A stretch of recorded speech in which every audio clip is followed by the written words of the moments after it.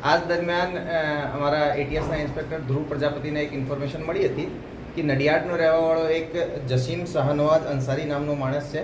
એ અને એક બીજો માણસ જે કે કાયદાના સંઘર્ષમાં આવેલો છે, જેની ઉંમર 18 વર્ષથી ઓછી છે, એ બંને મળીને એક અનોન્સેક નામનો એક ટેલિગ્રામ ગ્રુપ ચલાવી રહ્યા છે.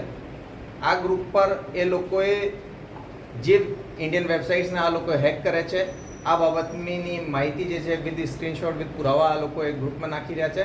અને સાથે સાથે દેશ વિરુદ્ધના જે ઘણા બધા કમેન્ટ છે એ પણ આ વેબસાઇટ ટેલિગ્રામ ચેનલ ઉપર એ લોકોએ કરી રહ્યા છે. તો ડિટેલથી જાણવા મળેલ કે એ લોકોએ પહેલાં એક એક્સપ્લોઇટ એક્સેક નામથી એક ચેનલ બનાવ્યો હતો. એના બેકઅપ ચેનલ માટે એ લોકો એલાઇટ એક્સપ્લોઇટ બનાવ્યો હતો અને પછી આનું નામ બદલીને અનોન્સેક રાખેલો હતો.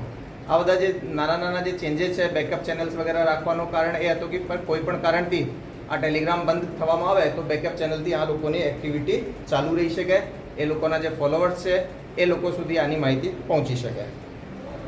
એ લોકોએ લગભગ એપ્રિલ મહિનામાં લગભગ 50થી વધારે ઇન્ડિયન અને સ્ટેટ ગવર્મેન્ટની જે વેબસાઇટ્સ છે એના ઉપર આવા અટેક્સ કર્યા છે.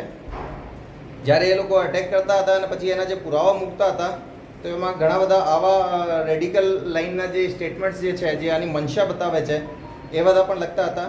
જેમ કે hi India, we just took down your financial shield and servers, એ રીતના સ્ટેટમેન્ટ સાથે મૂકતા હતા.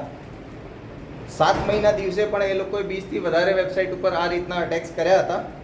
અને એ વિશે પણ જ્યારે એ લોકો એના પુરાવા એના ચેનલ ઉપર મૂકતા હતા તો એ બાબતે પણ એ લખ્યા છે કે India May have started it but we will be the one two finish it.